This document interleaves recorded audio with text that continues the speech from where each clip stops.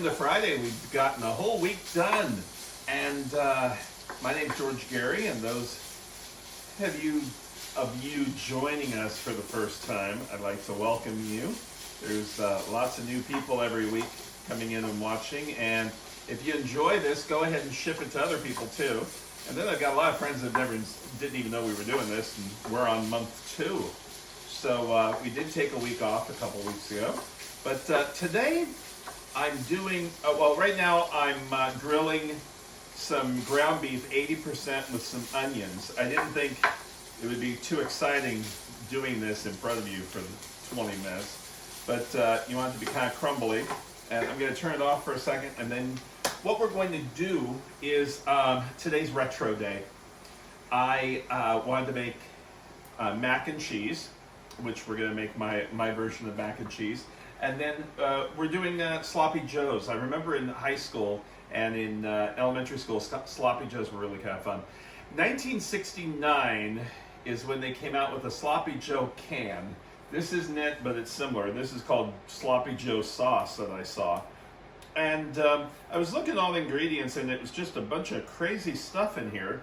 And so in my sauce book, I have this recipe, so I thought I'd put it together. And before we go on, we have to introduce and thank Neil for doing all of our camera work, because Neil will be getting to eat Sloppy Joes later tonight. And what we are going to do is Sloppy Joes, the mac and cheese, and we're also going to do our beverage. We're going to end with the beverage because it's more of a dessert beverage for adults, and it's going to be high-octane Kahlua chocolate shakes. It's just horrible. And Neil just sparked up, so I'll explain all that. The other thing is with these Sloppy Joes, I this is the last of my homemade pickles that I did last year, and we'll do a few pickle slices, and it looks like next week we'll be doing pickles to show you how to do it, because the cucumbers are going to be picked tomorrow on Saturday, and then I'll go and pick them up there. They told me the farm not far from here. So anyway, for our Sloppy Joes, we've got our ground beef, and until it's almost doesn't have any pink left, then we've got tomato sauce and tomatoes, and we've got ketchup. Now, in my sauce book, I have a homemade ketchup recipe, and I thought it was really funny. Back when I was working on that sauce book, ketchup I had to do, and tomatoes were running like $25 a pound. Something was going on. I think it was chili. It was off-season, and they had some problems with tomatoes out of chili, and so hardly anybody had tomatoes, and I had to get this recipe done. So I called it the $50 bottle of tomato sauce ketchup recipe. Then we have brown sugar, all of our spices, onion and garlic. Then we have some prepared mustard, which if you've never made your own mustard, it's really simple to do. And some Worcestershire sauce. And we're going to just put this all together, warm it up, blend it, and that is our sauce. Now this, you can also make it a double or triple batch if you have a large enough pan. And this is only 1 pound of ground beef, and it really stretched for a cafeteria food.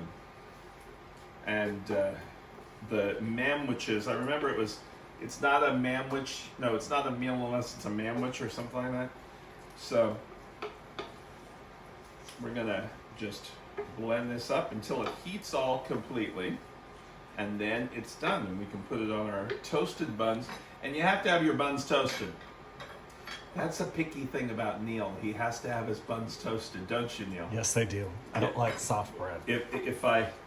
Being European and all, he wants it a certain way, and so I'll cook and he'll say, "Can I have my toasted buns?" So anyway, I do that ahead before I do anything else. And the way you toast these, I don't have a toaster oven, so I'll take this pan before I do the ground beef, spray it with some canola spray or olive oil spray, place them on the pan until they brown and nice and toasty. Now the cheese is sitting there, and cafeterias didn't give you cheese, but we're going to put cheese on ours and the pickle. And what I do is I put the cheese on the bottom because I want to melt instead of on the top.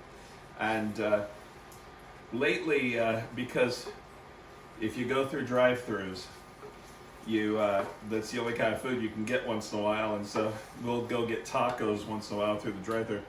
And I used to say put the cheese next to the meat because they normally sprinkle it on top, just a little sprinkle just to show you, and that doesn't taste right to me. Then Neil read somewhere where you say put the cheese in first and then it works, because they kind of not be able to figure out what I meant by the cheese next to the meat. I don't think that's that hard of a system. Let me taste this and see if we need some more salt and pepper. Whoop, there with the spatula.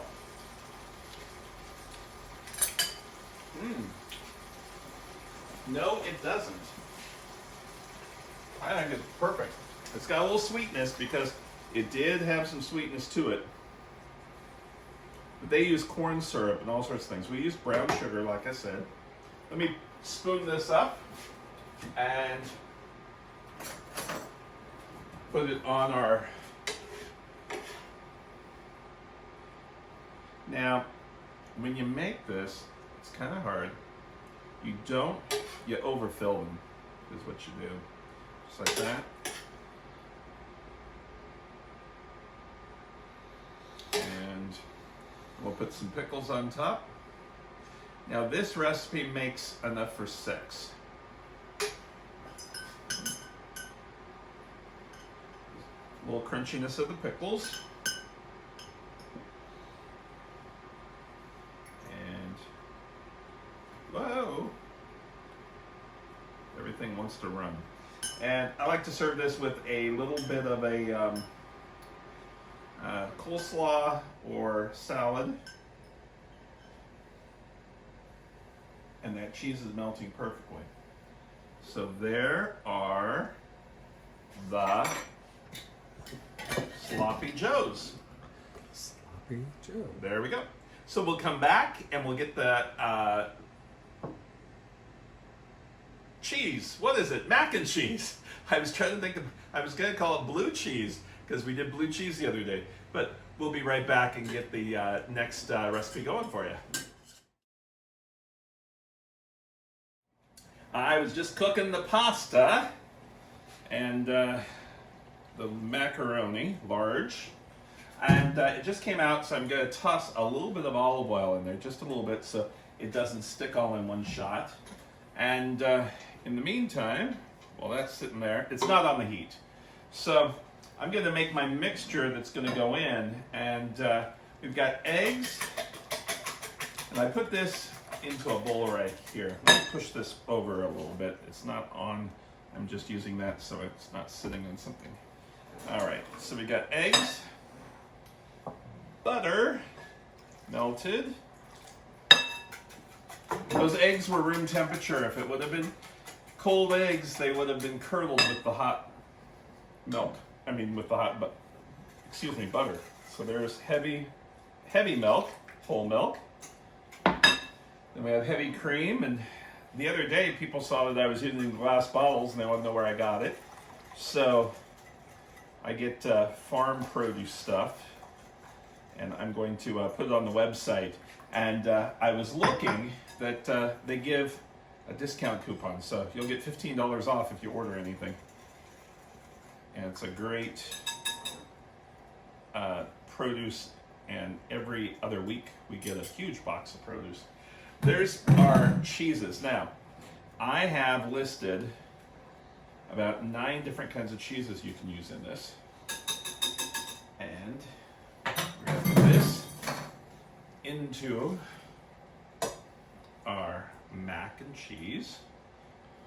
Now, I told you earlier in the week, my mom used to make mac and cheese, and she used to use Velveeta, and that's what she used in the 50s and the 60s. And after she'd been using Velveeta for so long, one day, it was one of the Easter or something, And this is what she used to make it in this old pan. So I've got that pan. I'm going to use that. And but I mean, not using Velveeta.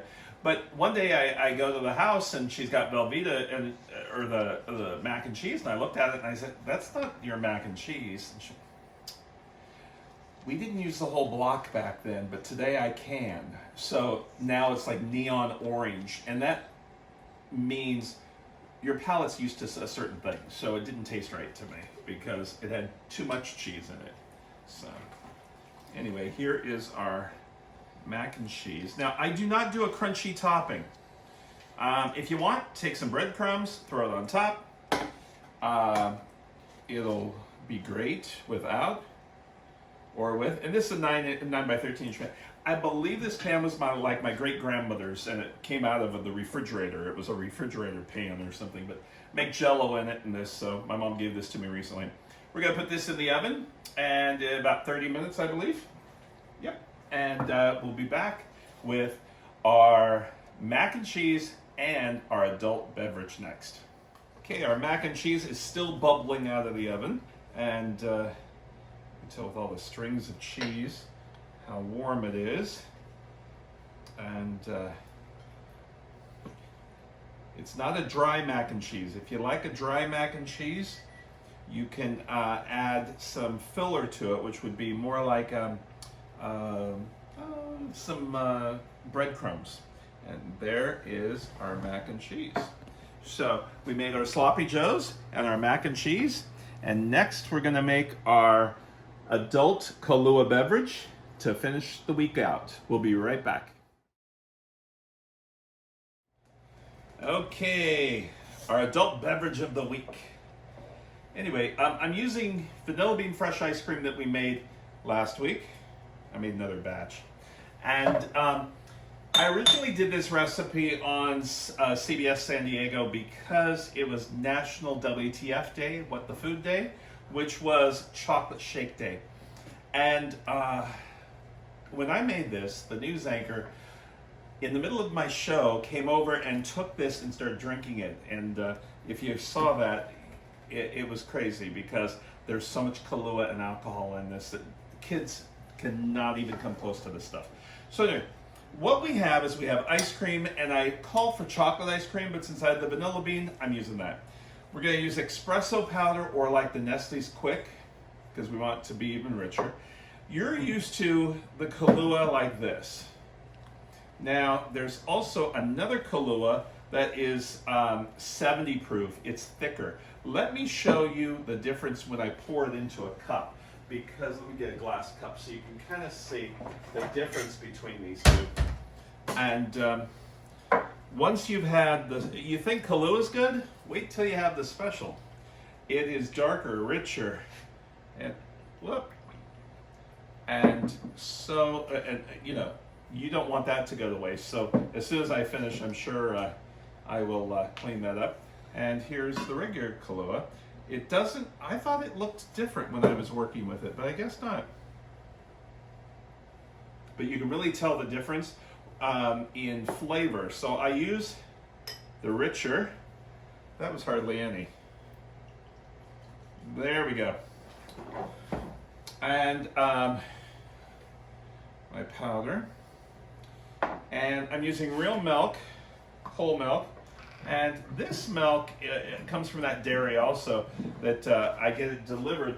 And it comes with cream top. So the whole top part is heavy cream. Look at that. That's how the milk comes. And it is so rich and so good. And I've had a number of you ask about how to get this throughout Southern California. So you can go on my website. It's Farm to Table. And I do their produce box every other week. So we will turn this on,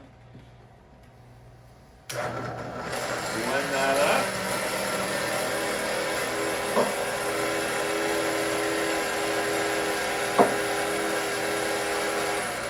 Neil, are you excited? I am. Okay, we're pretty close. Let me see if I need a little bit more of the powder. This is high octane in caffeine, chocolate and in everything else. So let's get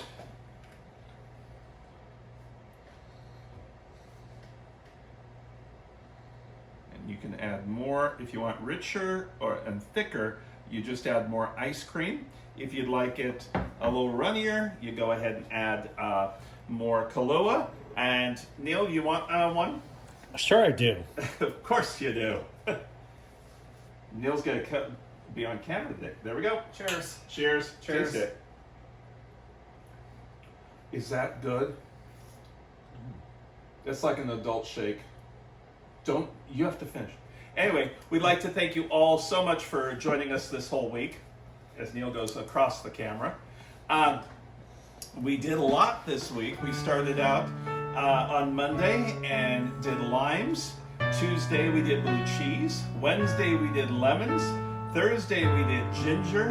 And today we did a bunch of old family favorite retro with our mac and cheese. Cheers, have a great weekend. See you next, there goes Neil. See you next Monday. And stay safe. Thanks so much for joining us all. Bye.